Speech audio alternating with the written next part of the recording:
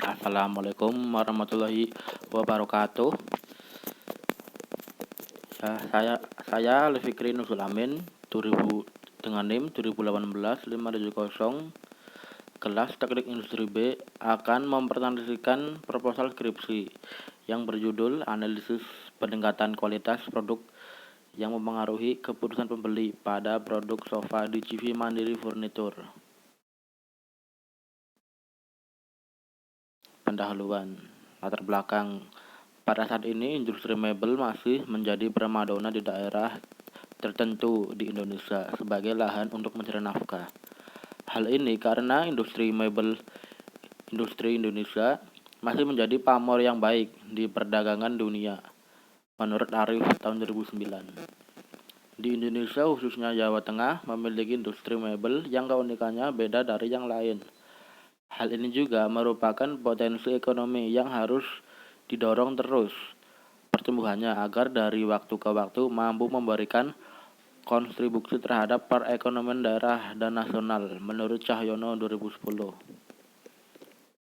Seiring dengan perkembangan zaman, kualitas produk dan desain produk menjadi hal utama karena persaingan yang ketat dan saling berlomba untuk mendapatkan pelanggan yang nantinya akan mensukseskan bisnis yang dijalankan. Proses kepuasan pelanggan sangat berhubungan dengan kualitas produk dan kualitas pelayanan yang ada pada perusahaan. Dengan semakin banyaknya pelanggan, maka diperlukan produk dan pelayanan yang sangat berkualitas yang dapat mendorong pelanggan untuk menjalin ikatan hubungan yang kuat dengan penjual. Maka dari itu, CV Mandiri Furnitur berencana meningkatkan kualitas produk guna menghadapi persaingan di industri furnitur khususnya Jawa Tengah. Untuk memenuhi keinginan produk dan kriteria yang sesuai dengan pelanggan, dibutuhkan cara untuk meningkatkan kualitas dan desain, yaitu dengan menggunakan metode QFD atau metode Quality Function Deployment. Menurut Wijaya 2010.34, metode QFD merupakan salah satu metode yang mengutamakan pendekatan sistematik dengan cara menentukan tuntutan atau permintaan konsumen, kemudian menerjemahkan tuntutan tersebut secara akurat ke dalam perencanaan pengembangan yang tepat. Upaya untuk meningkatkan mutu atau kualitas produk sofa harus menjadi perhatian utama dalam perusahaan. Dengan penjelasan tersebut menunjukkan akan pentingnya kualitas produk bagi produk sofa, sehingga perlu dilakukan penelitian apakah dengan menggunakan metode QFD guna mencapai tingkat kualitas produk yang unggul dan menjadi pilihan konsumen. Setelah mengetahui latar belakang tersebut, dapat disimpulkan bahwa masalah yang akan dihadapi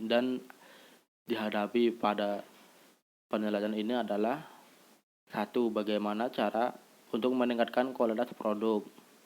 Yang kedua, bagaimana penerapan metode Quality Function Deployment atau QFD pada peningkatan kualitas produk sofa di CV Mandiri Furnitur. Yang ketiga, bagaimana cara untuk mengetahui kepuasan pelanggan terhadap kualitas produk.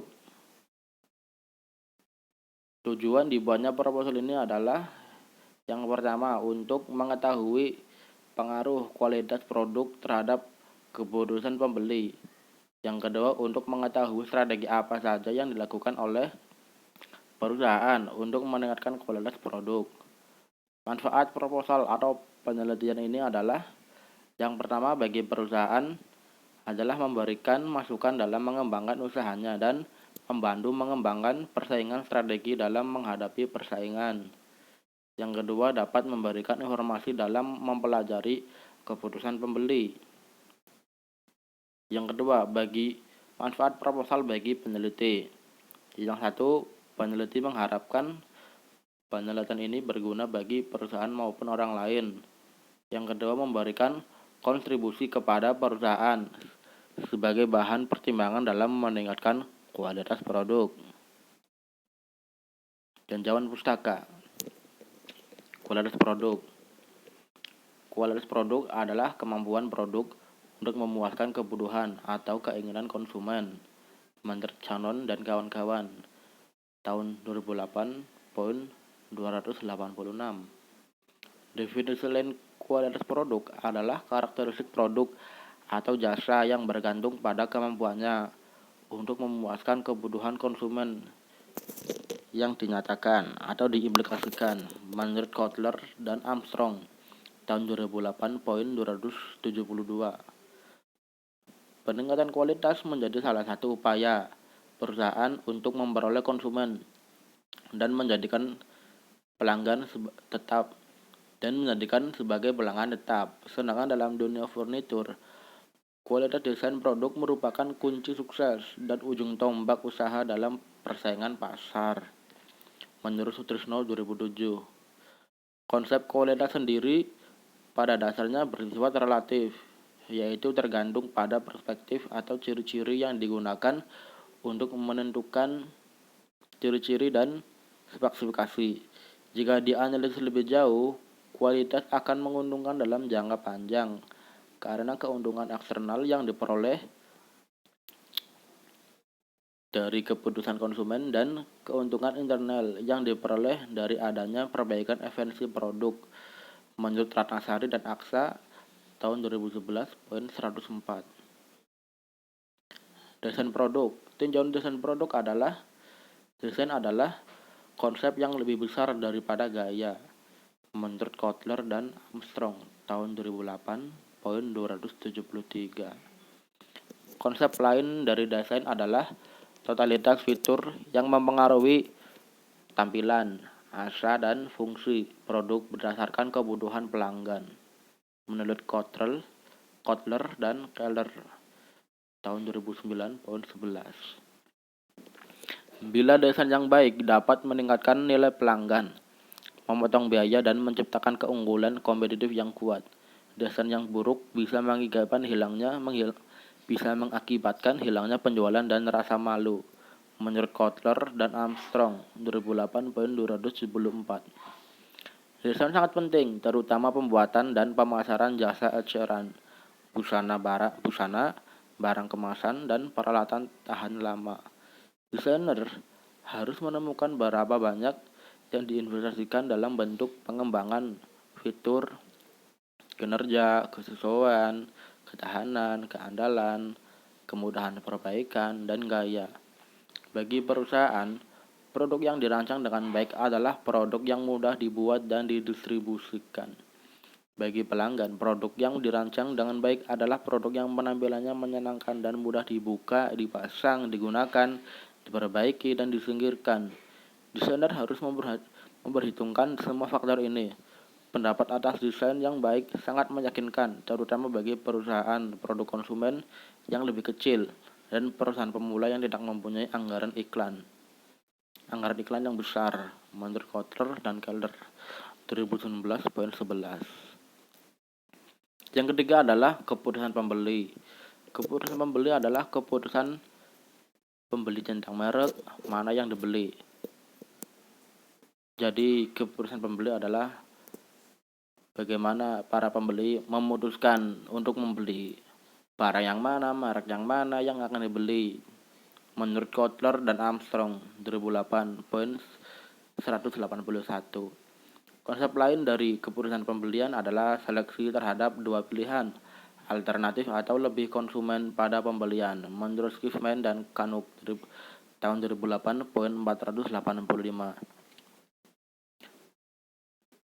Kotler dan Keller mendeskripsikan bagi konsumen, kebebasan sering diungkapkan dengan sangat beragamnya pilihan produk. Jadi hampir selalu ada pilihan, maka hampir selalu pula ada kesempatan bagi para konsumen untuk mengambil keputusan. Selain itu riset. Proses pembelian dimulai jauh sebuah pembelian yang sesungguhnya. Pemasaran harus memberi perhatian kepada semua tingkatan proses dan bukan hanya kepada tingkat keputusan pembelian saja. Menurut Ginting, 2021, poin 48. Terdapat 5 tingkatan yang dilewati pembelian dalam mencapai keputusan pembeliannya, yakni pengenalan kebutuhan, pencarian informasi, penilaian pilihan, keputusan pembelian, dan perilaku pasca pembeli. Berdasarkan uraian tersebut, maka dapat digambarkan proses keputusan pembeli sebagai berikut. Yang pertama, pengenalan kebutuhan, kemudian mencari informasi, terus penilaian pilihan, kemudian keputusan pembelian, lalu perilaku pasca pembeli. Sumber dari Ginting tahun 2012 poin 48. Gambar di atas memperlihatkan bahwa konsumen menapaki 5 tingkatan pada setiap melakukan pembelian, dan kenyataannya konsumen sering melompat atau membalik pada tingkatan tertentu. Berdasarkan gambar tersebut, maka dapat dijelaskan sebagai berikut. Yang pertama yaitu pengenalan kebutuhan. Pengenalan kebutuhan atau bisa jadi dengan proses pembelian dimulai dengan pengenalan kebutuhan. Pembeli merasakan bedanya antara keadaan aktual dan keadaan yang diinginkan. Kebutuhan dapat dipicu oleh rangsangan internal bila salah satu kebutuhan meningkat menjadi dorongan. Pada tingkat ini, pemasar harus meneliti konsumen untuk mengetahui apa kebutuhannya, apa yang menyebabkan, dan bagaimana mereka bisa sampai kepada pilihan produk tertentu. Yang kedua adalah pencarian informasi. Bila dorongan konsumen cukup kuat dan produk pemuas mudah didapat, maka konsumen akan membelinya. Kalau tidak, konsumen akan menyimpan dalam ingatannya atau mencari informasi.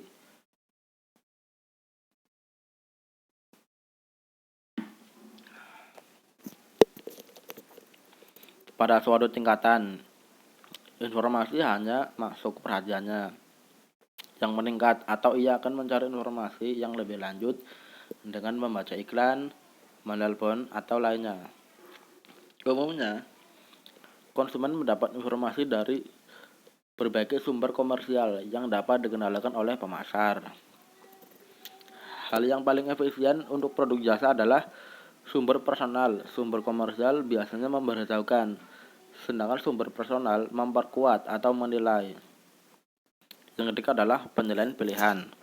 Pemasar perlu mengetahui penilaian pilihan, yakni bagaimana konsumen memproses informasi untuk mencapai merek pilihannya. Kalau pemasar mengetahui timbangan atribut atau atribut yang penting, ia akan berhasil dalam upaya pemasarannya. Yang keempat adalah keputusan pembeli. Dalam tingkat evaluasi, konsumen membuat urutan merek dan membentuk tujuan pembelian. Yang terakhir adalah perilaku pasca pembeli. Pekerjaan pemasar belum berakhir walaupun produk telah dibeli.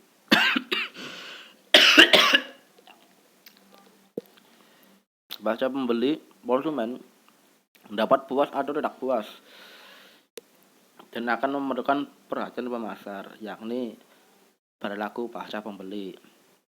Hal yang menentukan kepuasan konsumen adalah apakah kinerja yang dirasakan konsumen terhadap produk yang dibeli.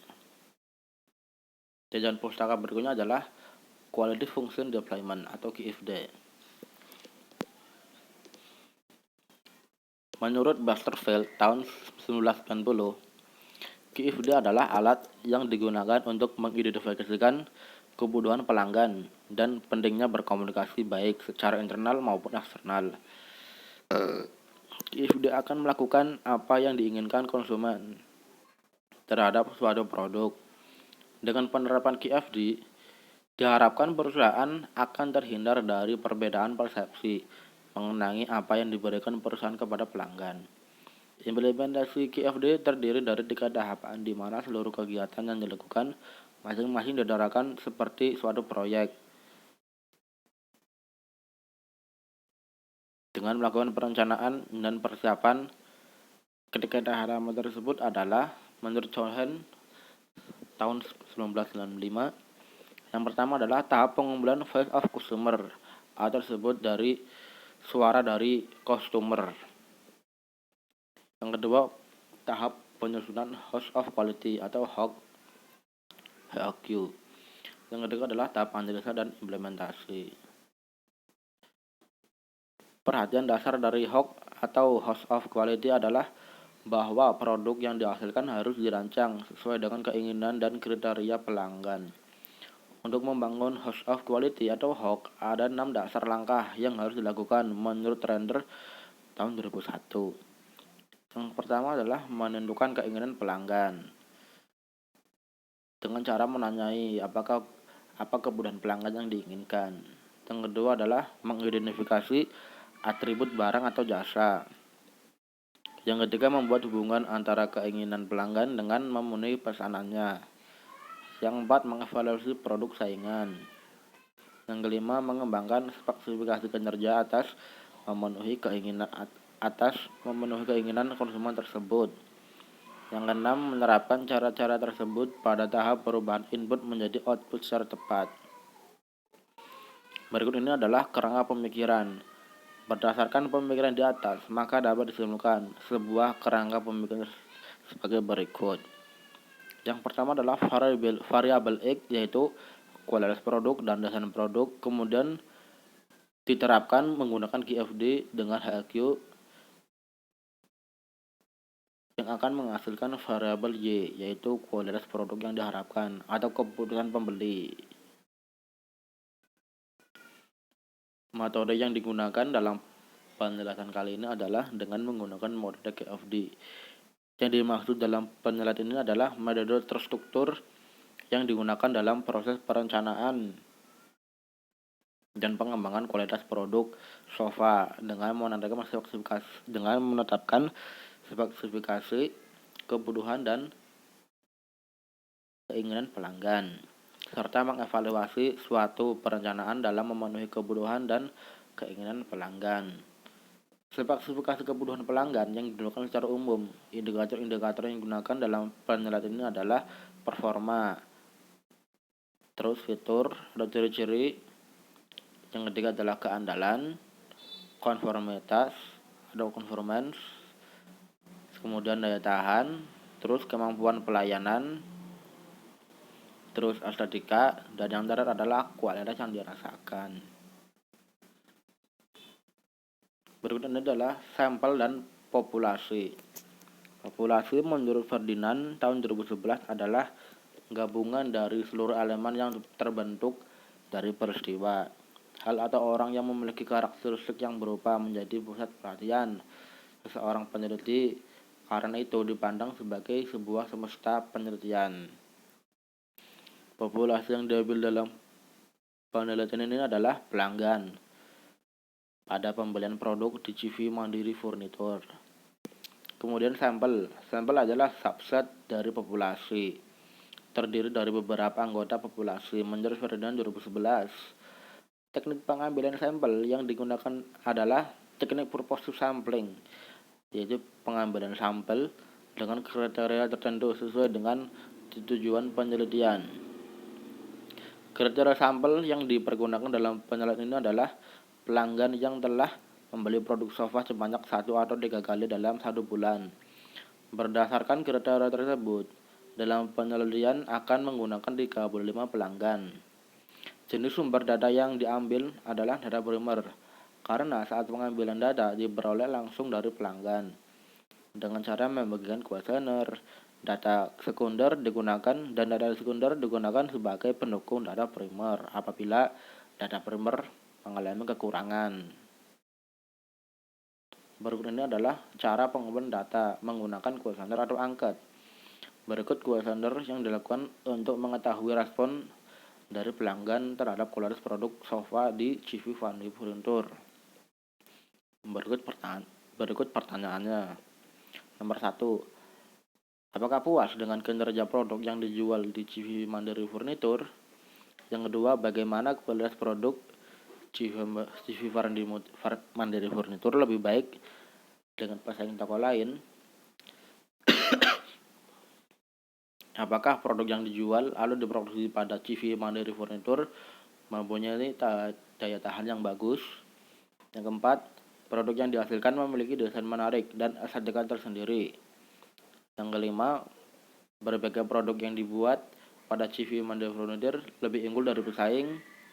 Yang enam, kualitas produk yang diproduksi sesuai ekspektasi dan harapan. Yang ketujuh, apakah setelah membeli produk DJV Mandiri Furnitur merasa senang dalam memandangi suasana dalam rumah? Yang delapan, pelayanan yang dilakukan oleh sales toko DJV Mandiri Furnitur apakah sangat ramah? Yang kesembilan, produk yang saya beli di DJV Mandiri Furnitur memiliki variasi yang baik. Yang ke-10, apakah harga produk pada DJV Mandiri Furnitur sangat terjangkau? Dan jalannya ada poin 1, 2, 3, 4, 5. Nah, berikut adalah keterangannya. Poin 1, tidak setuju. Poin 2, kurang setuju. Poin 3, ragu-ragu. Poin 4, setuju. Poin 5, sangat setuju. Dari 35 pelanggan yang membeli produk DJV Mandiri Furnitur, rata-rata sudah mengisi semua kuesioner yang telah dibagikan. Berikut hasil presentasinya. Sebanyak 10 pelanggan menjawab sangat setuju dengan presentasi 28%. Sebanyak 7 pelanggan menjawab setuju 20%. Sebanyak 7 pelanggan menjawab ragu-ragu 20%. Sebanyak 6 pelanggan menjawab kurang setuju 17%. Sebanyak 5 pelanggan menjawab tidak setuju dengan presentasi 15%, yang di total 100%. Terima kasih. Sekian dari presentasi proposal skripsi saya. Barangkali ada yang salah, mohon disalahkan. Barangkali dalam pengetikan ada yang salah, mohon disalahkan. Terima kasih. Sekian dari kami. Waalaikumsalam warahmatullahi wabarakatuh.